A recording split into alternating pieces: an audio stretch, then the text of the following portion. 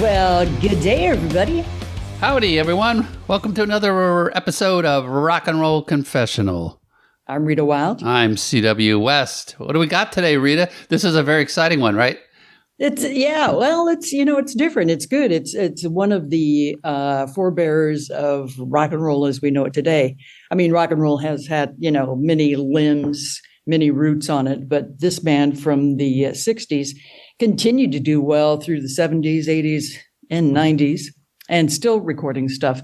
But it's with Dave Davies of the Kinks, and so excited that we were able to get him. Dave was the Kinks guitarist since its inception in 1963. The band has released over 24 studio albums, along with Dave's solo career of 7 studio albums. The Kinks have recently released a new box set, Muswell Hillbillies / Everybody's In Show Biz. It's for the 50th anniversary and features 11 discs, hardcover book, DVD featuring film footage that Brother Ray took during the recording time period, and much more.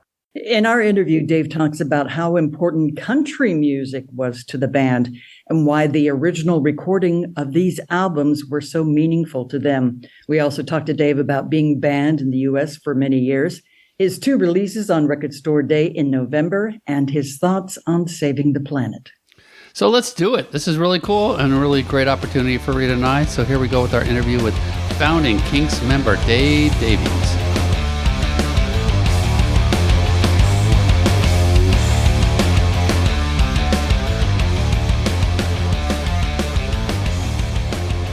Hey, Dave.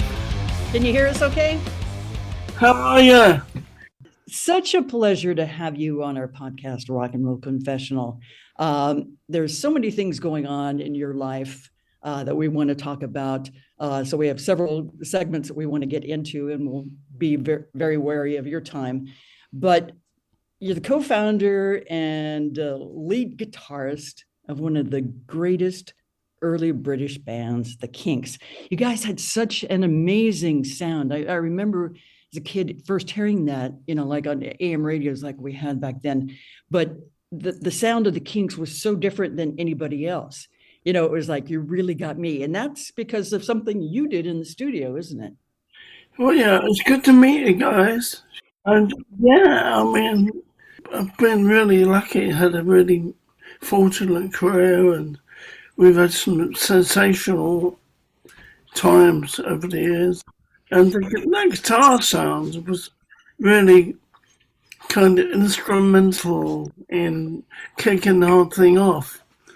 So you really got me sound, that grungy, gritty, sound really started the whole thing off for us. Yeah, it was almost like pre-punk in a way. It's just like, but you did in the studio, I guess. Before punk. Before punk, yeah, pre-punk. From what I understand, you had like a razor blade or something on on your speaker, and that kind of caused that distortion sound.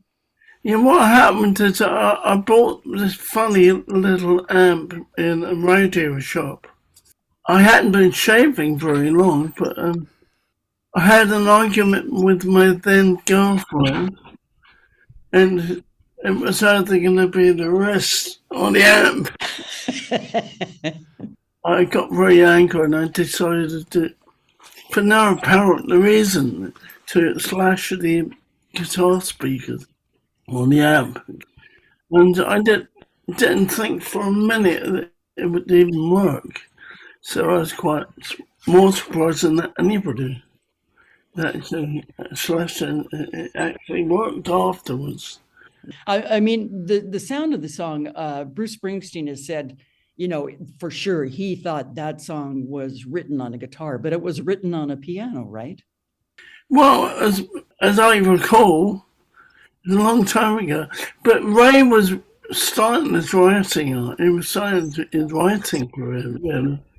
He wrote this riff on octaves on a piano, so it was all very new and all. We didn't know what we were doing really. It was just we were having fun in the front room.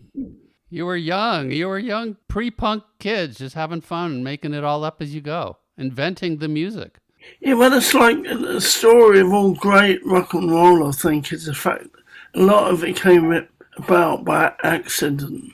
none of this, I don't think, any of it really would have happened if it hadn't been for accidents or just moments of madness. And what happens if you do that and that? It's all an experiment. Yeah. But you had so many great, singles at that time, like All Day and All the Night. That's another grungy. Oh, yeah. A lot of things going on. You have the new box set out, which features Muswell Hillbillies from 71 and Everybody's in Show Biz from 72. From what I understand, Muswell Hillbillies was one of your favorite albums. Well, yeah, I think so. The material and our roots. Ray and I were really kind of loved American music from day one. And I was big fans of Hank Williams and Eddie Cochran.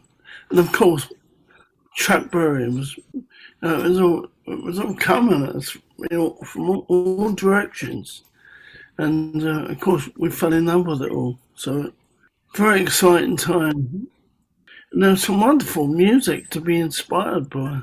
That was like the time after, because the company you were on just wanted singles. Oh, But yeah. then you were able to go to RCA and make full albums, which was the thing. Concept things, we called them concept works in the end. I think that helped us a lot, going to America and learning from the Americans and great heritage of American music. I mean, it's very, very important, American music. And we had the Everly Brothers, Eddie Cochran, Gene Vincent, a host of great rock and roll inspiration. Was this the first album, Dave, that you played banjo on? Nearly. I did mess around with the banjo a lot because my dad played banjo. Oh. And there was the banjo in the house. I thought, you must make some sense out of the sound because of all the country music we loved. There's banjos and slide guitars, and that's why Muswell Hillbillies has a taste of a slide guitar because I fell in love with the pedal steel. Although the slide is done but it's all fundamentally inherited from American country music. And Muswell Hillbillies was a nod to American country music, but it wasn't just country. It was like the folk tradition, and there's a lot of influences in that album. Yeah. Was it an homage to American music or to America? Because this was released, I believe, right after the band got banned from America. And I was wondering if this was kind of like, okay, we're sorry. Here's a gift back to you. Well, I don't know. We were just young kids, really, young people trying to experiment and developing our music as we saw it. Of course, American music was a big part of that sound. It was almost like starting what we have now, Americana music. It was very roots. Yeah. So, I mean, you guys were just forerunners of so many different things. It wasn't just country music. It was like, we used to listen to people like, in my mum's front room, Billy Eckstein, and all kinds of people. And very lucky, We actually share a friend, Dave Simons. You know Dave Simons? Dave, great guy. Yeah. So David and I worked together at a radio station here in Southern California for a long time. Lovely guy. Yeah. No, he just just what a great voice. The veteran cosmic. Oh, he had the best voice. Yeah. DJ voice. Cool. The veteran cosmic rocker, but he was the one that told me country music was really popular in England, and I didn't believe it. But because when you think back and the influences that me and Ray had, like with the Everlys, I mean that's all hard to us. It was hardcore country and a bit and ballad and song structure. The songs are amazing. It was really important. They were really important to us. Yeah, the other album that's in the new Kinks box set is Everybody's in Show Biz. What was that album like? Mad record. It was a mad time. Ray was experimenting a lot on stage, the white suit, and trying some different things out. And the band was changing. We're becoming more, not New Orleans, but more kind of what we call down home kind of vibe. Interesting album. And Ray had filmed Everyone's in Show Biz. We filmed a lot of it on the road. Unusual footage on the package as well. Yeah, there's like I think 6 LPs or 4 CDs. It's got a map of early London where you guys used to Map of our neighborhood. Yeah. We used to hang out. It's got a hardcover book. And there's the DVD that I guess has all that stuff, the video stuff that you were talking about that Ray. Oh, yeah. Also, there's a new song as part of the box set, Traveling with My Band, which wasn't released originally. Can you tell us about that? Well, it's kind of not as much as a new song as opposed to a part of that recording process that we didn't use. So it seemed to fit very well with Ray's commentary on touring America at the time, and obviously came in handy as an extra storytelling element. What's your favorite part of this box set, Dave? Oh, God. I'm still trying to work it out. So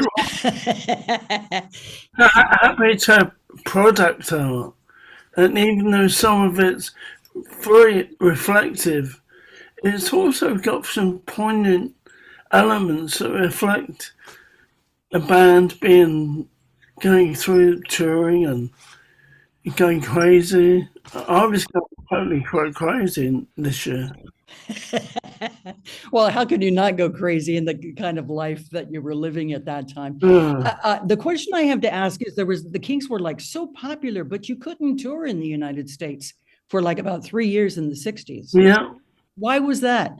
Yeah, because we had, I still don't know the actual reason, but I think it's kind of like, we weren't very professional. Not like the Beatles had this, like the War Machine or the PR Machine. Even the Stones cut the hair when they went on the Ed Sullivan show. But no, we were a bit wild and we got a bad reputation with the wrong people. And we were banned for 2 years, was it? 2 years? I read think 4. 2 to 3. 2, 3, or 4. I read there was an incident in Sacramento that you played You Really Got Me for like an hour and a half or something. But we were always playing games with our audiences and with our own minds. It's like going to a Kinks show, is it like going to a freak show? Now, we had some great, very loyal fans in those days that really helped us back and fight our way back to America. There is, after that, a lot of concept albums. In fact, we spoke with another friend of yours, Andrew Sandoval, because he did. Bless him all around. Yes, he's awesome. He did all the remastering on Arthur. That's a hard job. Yeah, no, it's and he's brilliant at it. Now he plays the guitar with you sometimes out on the road. Right? Oh, you played? I think it was my first solo touring band. Because I knew Andrew from living in LA anyway, and we did some rehearsals and we tried to get a little touring band together. So Andrew would have been part of that, along with Jim Laspiza, the drummer. But I still think he's one of the best rock and roll drummers in the biz. And and we did some shows and we toured America. And we did a tour when Andrew was playing with, we went to a club in New York called The Bottom Line. We recorded an album called Live at the Bottom Line. I love it. I think it still sounds pretty cool these days. you've got a lot of stuff going on with your solo career also. I know that in the UK, you've already released a book called Living on a Thin Line, named after a great Kinks song. When is that going to be out in America and the rest of the world? It's been out in UK and Europe since July, I think. It's coming out officially released book version in January, next January. So we got a lot of things planned. Oh yeah, it's got a companion album CD to go with the book. So I selected what I thought were appropriate tracks to fit with the book. Is it like a greatest hits? Companion Okay. track to go complimentary. And is the book any different from the book that was released in the UK? Yeah, it is quite different. It is. Okay. Yeah. A lot of it's a similar information, but from a different perspective, like a different angle and different look. So, but it's all from the same gaping wound. Oh, we all have those. Yeah. You put out this first solo album in the United States, and this was the first time I had heard about scanning codes. The barcode. The barcode. Yeah, it's like what kind of a name of an album is that? And then that has become such a part of our lives. But you were like the first person that really introduced us to that, at least to me. What goes on behind the scenes has always fascinated me. And even when we started, when they put a mic in front of a guitar, what's it doing? Where's it going? How do that inquisitive kid mind, And I was really interested in science fiction as a small boy. And it's all kind of in the creative mind, it all gets mashed up together and comes out in different flashes. And I think it's a really fascinating time. And now I think it's very hard and people are going through a lot of hardship now. But it's a really intriguing time. I think there's a lot of interesting information coming out.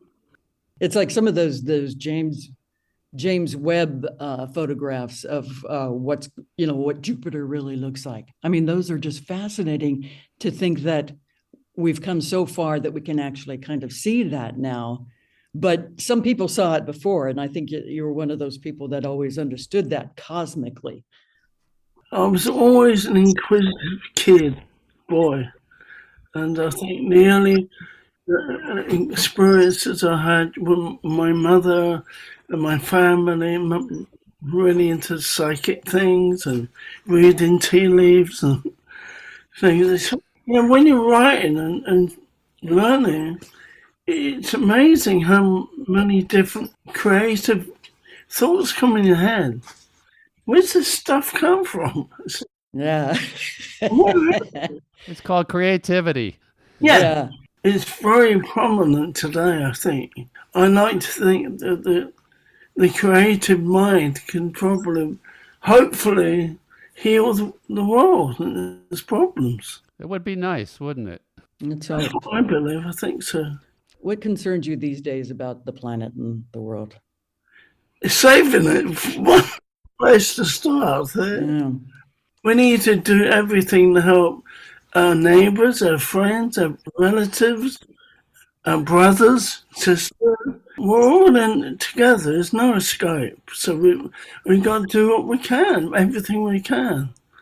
And all the hate and separation is too late. We got to be good to each other and teach each other, love each other, and support and help. All those words that we thought in the old days were old-fashioned are elements that can help save us and build a greater planet for everybody. Firmly believe that. And I think that rock and roll, in a small way, helped kick off those feelings. When you think about the records, I was listening to Buddy Holly records, and it's like wow, what is this? Amazing! It's like there's elements of freedom or rebellion, and crying for something to help, and humour. It's very important. Yeah. Humour. And that was a big thing with everybody's in showbiz, and that tour was like, without humour, God knows what. Dave, give us an idea of what Muswell was like, because I think people in the U.S. didn't really have an idea, and I'm wondering also have you been back to it, and is it any different than it was? I was there 3 months ago, 3 months back, and it's still got characteristics of the old days, but it's a lot posher and richer, but it's a great place. You were the youngest of 8 kids, right? Yeah. So what was that like? You had Ray, and then you had older sisters. Well, actually, I have such great memories of growing up in Muswell Hill, and I think it's an inspirational area for some reason. I don't know why. It's high up. You got to go there. You got to go there to appreciate it. But it was we were kids. It was like a working class breakout, people trying to get through the day. It wasn't very posh. It's become very affluent, but it didn't start off that way. But England was so different than the United States because you folks went through World War II and you still had those experiences. So, I mean, do you remember air raid sirens and stuff like that, or being, having to be careful of that, or maybe all that stuff impacted your parents and that they passed that on to you? Well, they obviously came from our parents, my mum and dad, and some of my siblings, sisters, and definitely family. It would have impacted them with generations. They lived through 2 world wars, and you think, and my mum used to have a thing when we were kids, and I just look at her and I think, she always looks, we're having a good time, but she always looks like something not so good is going to be around the corner. Now, I think they did play it on our minds as kids. Enjoy it what you can. It might not be there tomorrow. No, there was a kind of a lot of feelings, similar feelings like that. Your friend John Lennon called you one of the most obnoxious people. Have you mellowed out since he? It was just because I was a young punk just a boisterous show-off kid trying to find out what the hell's going on in the world. Sometimes you do stupid things to try and You guys were always getting into some kind of trouble, weren't you? Yeah, I think when you're trying to look for solutions and answers and reasons for this, that, and the other, you have to try all sorts of things out. It's a very experimental period in our history. It's still so relevant. I mean, so many of the lyrics are still extremely relevant today, The other day, I was trying to make a little chart for someone. A DJ asked me to put some sort of chart together of a lot of my favourite songs of yesteryear, at that time. And I came across a track I forgot about. A track called, I can't remember. Mama told me not to come to the Three Dog Night song, Mama Told Me Not to Come. That's not the way it was. Great song. Yeah, fabulous. And hearing it again, it kind of summed up a lot of weird stuff and feelings of the time that song. It does leave an imprint on the soul of what's going on. If we want to go talk weird stuff, what was going on in the early 80s? You mentioned. That's what the good stuff's happening, is the weird play. I tell you, it's hard being alive, and it's really difficult. Not for just young people, for old people, for all people. I got into astrology when I was young because it's not enough just to take things at face value. Always there's something more to it, whatever it is. That was a way for me to grapple with the psyche and how you're feeling, and that is very, very pertinent information. You're an Aquarian like myself, and Aquarians have been called like the aliens of the human race. Someone's got to find out about all this weird stuff. What's your favorite guitar these days that you're playing live? I like Gibsons very much, but Martin acoustic I use. We're going to ask you some quick fun questions. For example, what was the first concert you ever went to? Oh, that's easy.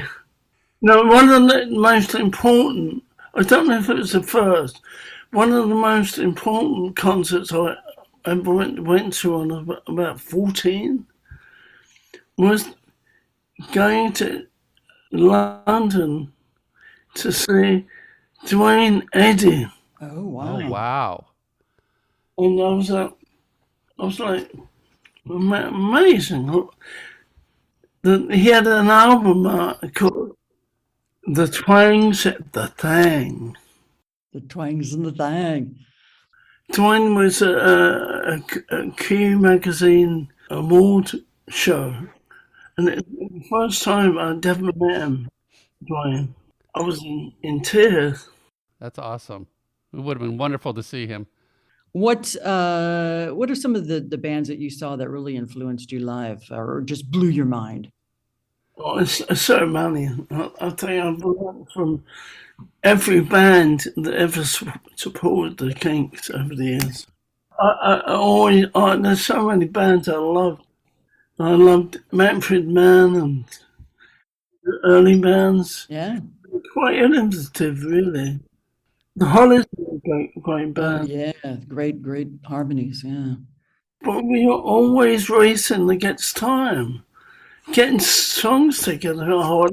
And it's funny because when there are things to be said for working in that way, but sometimes if you spend too much time over something, you lose the spirit of it. Mm. What advice would you give to some young person, just a very creative person, maybe trying to make it in the music business? What would you say to them? The most important things are. I wouldn't do it. Yeah, it's a business these days. Sometimes you don't know what's important until afterwards. A lot of hope and a lot of expectation that the things are going to work out. Because half the time they don't, things don't work out. A lot of sadness and the thrill of getting work done, getting your own work done is mammoth. There's something to be said about individuals that are receptive beings like yourself, and I know CW is as well, that, there's so much creativity in the brain and structurally how socially we're supposed to be brought up and supposed to, you can't do that. You can't do that. Well, I want to. It's like. But that was a big thing with the generation of the 60s.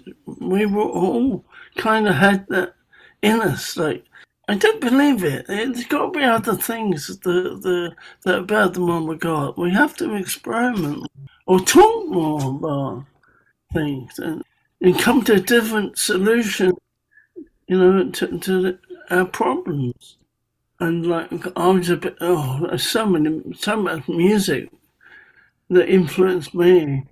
I mean, being a young musician, I've spoken to some young guys, and you got to listen to everything and not judge. If you judge too soon, you might miss the point. You got something might sound a bit raggedy in a different light or environment. It might inspire a whole generation of musicians or creative people. You really got to try everything out. It's hard. It's really hard for young bands. But a lot of the ones I've heard,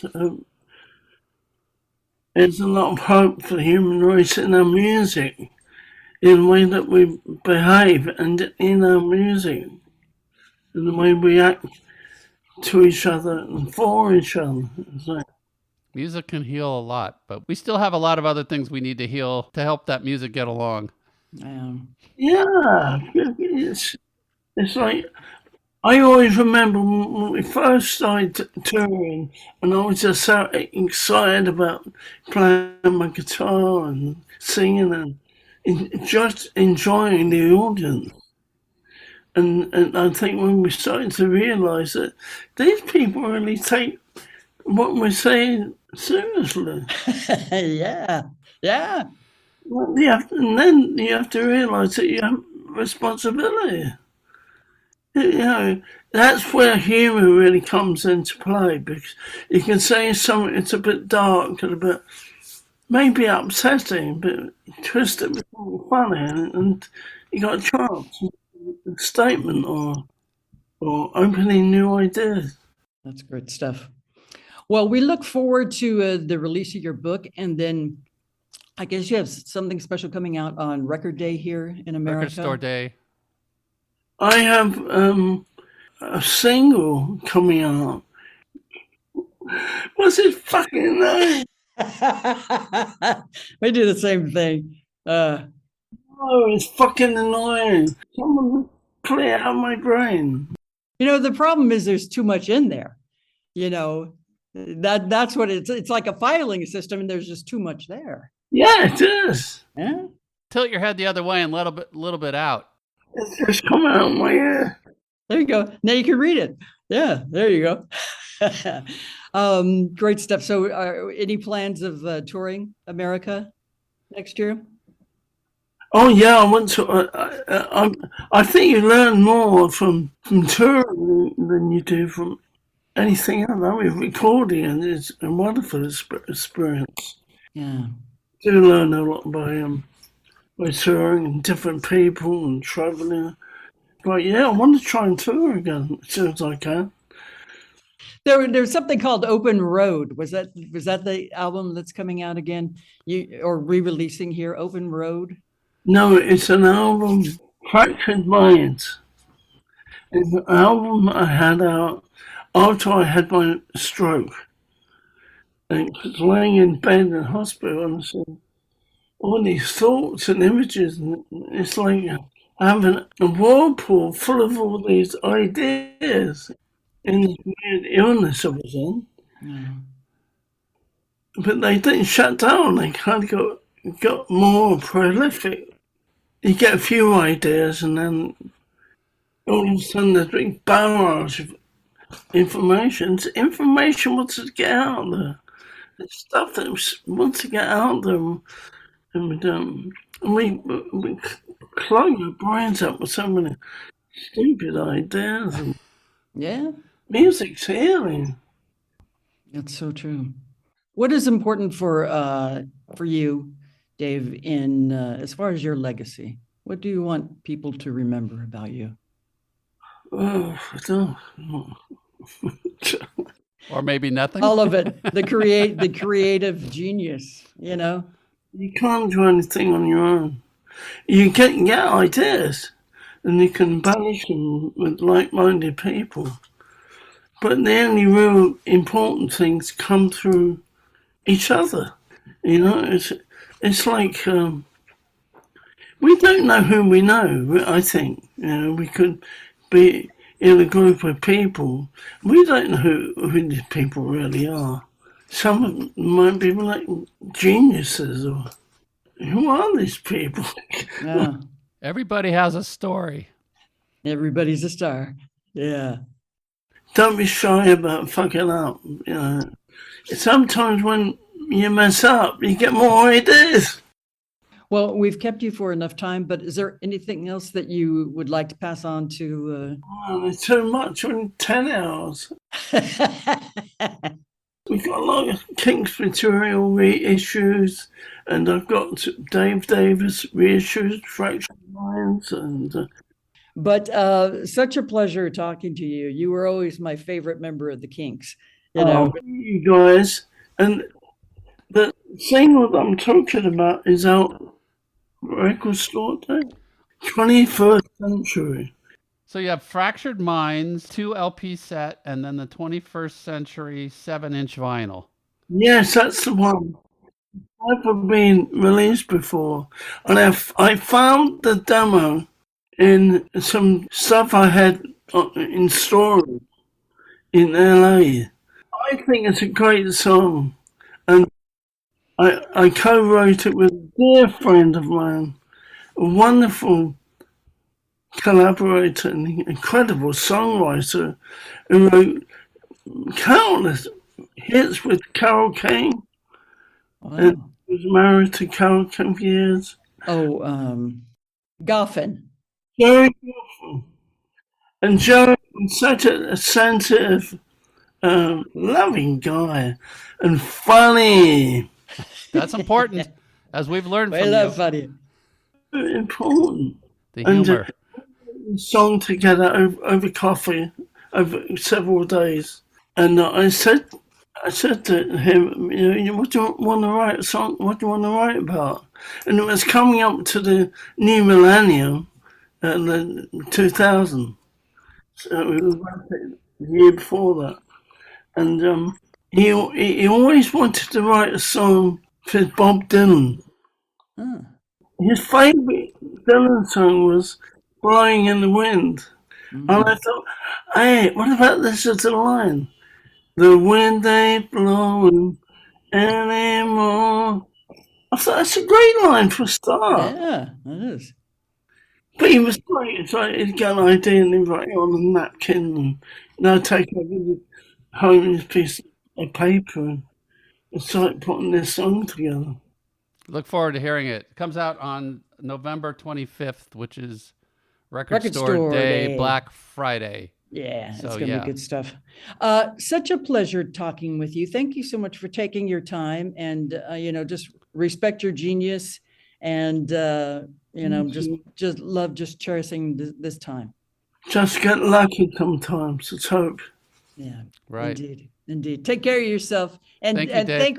thanks, Rebecca, too. Yes, I will. Thank you. What a lovely man. Just a lovely, lovely gentleman. I've never met him in person, but it was so nice chatting with him. And I think they were in New York when we recorded Yeah, this. it was a 3-hour time difference. And what I really appreciated about him, and a lot of the interviews we do, it's like we have a certain amount of time set up. But a lot of times the artists, once they start talking with us, they're like, yeah, let's keep going. So Dave was really cool he went about 50 minutes and about 20 minutes over time from what we originally discussed. So I want to thank him for that. That was really very cool of him. Absolutely. So thank you, Dave, and check out Dave's website at davedavies.com. Also, thanks to Elliot Kendall of Film Music PR and Promotion for coordinating the interview. Elliot, hit it out of the ballpark on this one. Thank you, buddy. Special thanks also to Rebecca Wilson for setting up the interview on Dave's end. And also thank you so much to Pam Hummel, who did so much amazing deep diving research for us. Yay, Pam. New box set, Muswell Hillbillies / Everybody's in Show Biz, the 50th anniversary. Amazing, isn't it? That long. Is available wherever you buy fine records. It's out now. Dave's solo work, Fractured Minds Vinyl LP and 21st Century Vinyl 45 come out this coming Record Store Day, November 25th. The only place to purchase these is on that day at your local record store. So go get in line now, kiddies. And Dave's book, Living on a Thin Line, comes out in the U.S. this January 2023. You can pre-order at your local bookstore or the Big Guy, if you know what I'm talking about. But, support your local stores. Also, check out our show notes on our website, rockandrollconfessional.rocks. There you can find links to some of the subjects we talked about in today's show, including links to Dave's website, some really cool rare photos that were given to us to share, and some fun videos. Please support the podcast by subscribing wherever you can, writing a review, follow and comment on Instagram and Facebook, and sharing our posts with your friends. Yeah, man. That's it. Another fun episode. Yes, indeed. Right? Good job, Reese. Good job. No, good job, you. And again, your daily rock and roll confessional stuff that comes out is just great information. Thank you very much. A lot of people, comment, to me on how great that was. And it's like, man, not me. That's C-Dub. Well, thanks everybody for all their support. We do appreciate it. Yes, and indeed. We will talk to everybody very soon. Yeah. Take care. Bye.